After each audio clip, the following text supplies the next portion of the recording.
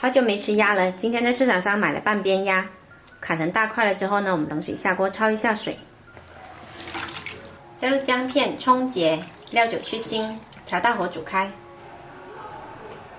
焯好后捞出来，用温水冲洗干净。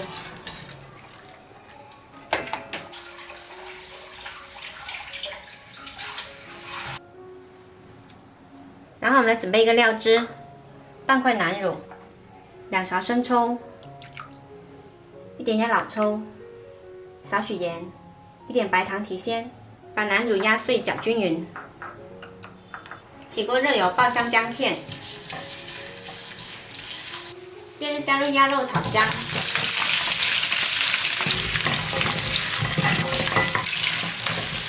鸭肉炒到表面金黄，加入料酒，继续翻炒。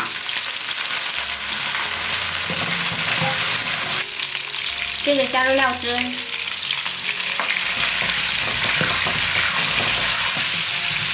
炒匀了加入香料，炒出香味。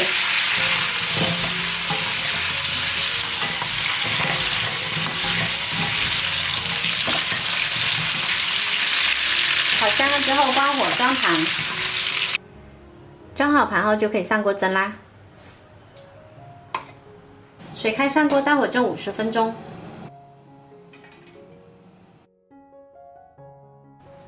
时间到，我们的鸭肉蒸熟啦。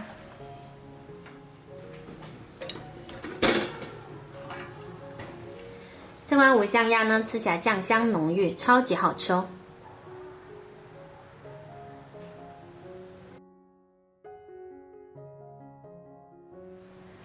蒸了50分钟呢，也很绵烂啦，可以轻松脱骨。